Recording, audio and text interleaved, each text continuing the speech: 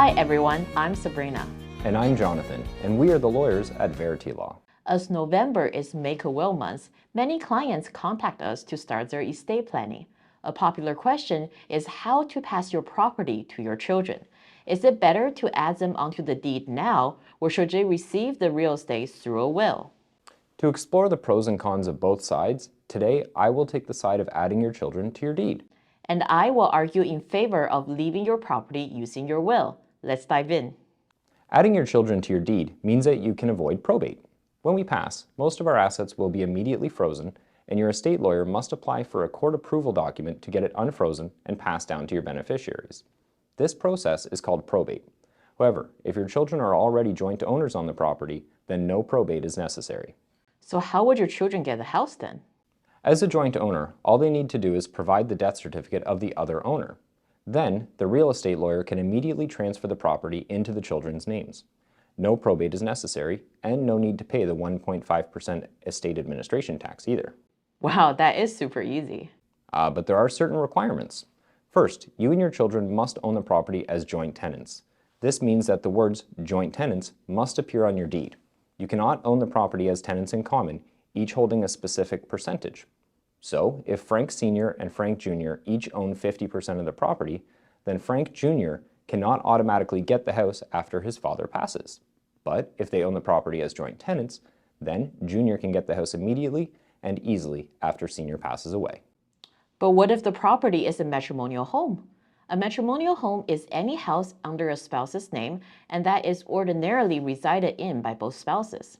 So if the house is under Frank Sr. and Frank Jr.'s name, but Sr.'s wife, Anne, also lives in there, then the house is a matrimonial home.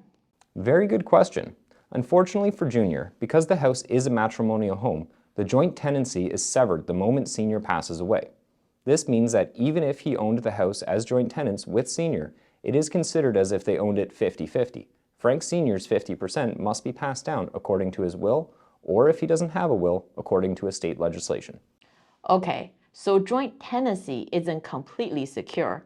You must ensure the house is not a matrimonial home. Exactly. But that's not the biggest problem. The moment that your children are added onto the deed, they have a say over the house. Starting from this point, if you want to sell, lease, or refinance your house, your children must sign an agreement.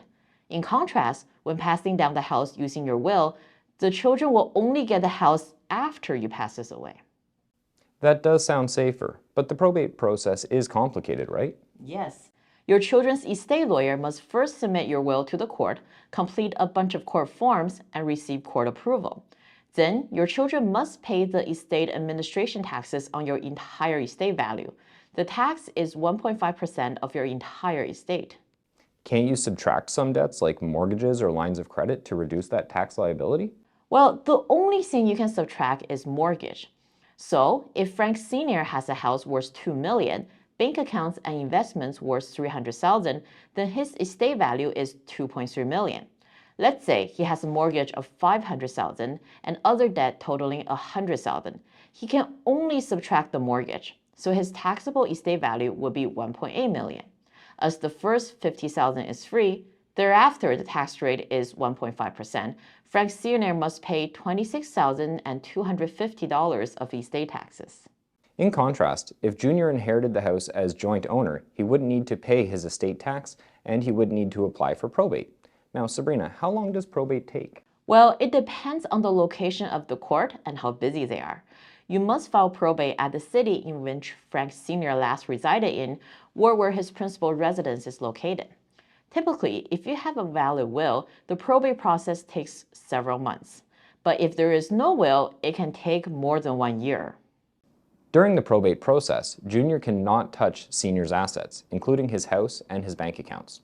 At the same time, the estate debts, such as the mortgage, will continue to accumulate and have high interest penalties. Exactly. So if you decide not to add your children onto your deed, then you really should do a will.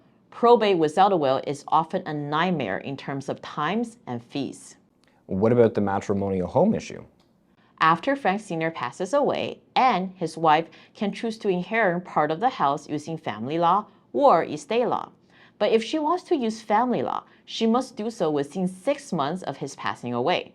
If she doesn't, then she must follow estate law. And at this step, having a will or not having a will makes a big difference on who gets what, doesn't it? Definitely. If Frank has a will giving everything only to Frank Jr., then there is little Anne can do. The court will respect Frank Sr.'s wishes. And if there is no will? Well, then according to estate law, Anne, as his spouse, will get the lion's share of the estate. She will first get a fixed amount of money called a preferential share.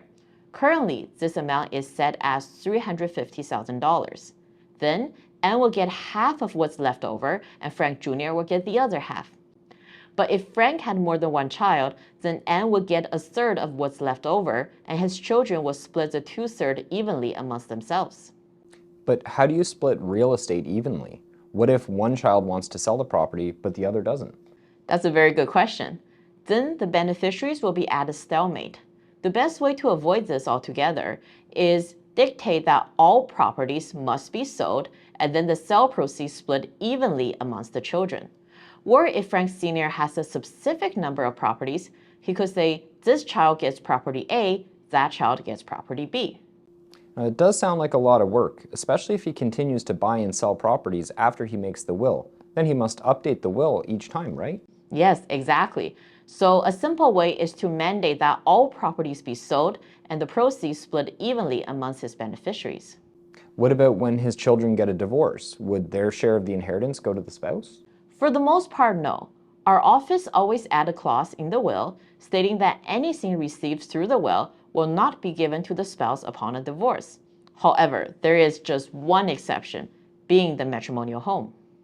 Yeah, so if Frank Jr. got his dad's house but decided to live in the house with his wife, then that house becomes a matrimonial home. The wife would have rights to it upon divorce. Exactly. Lastly, let's talk about capital gain. If Frank Jr. already has a house under his own name, then adding his name to Senior's deed would mean Jr. will have two houses now. Usually, only one house is his principal residence, so the other house becomes his investment property. When Senior sells his investment property, Jr. must pay capital gains.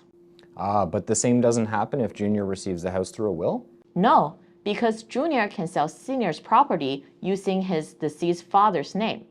Because the property is Senior's principal residence, it is tax exempt.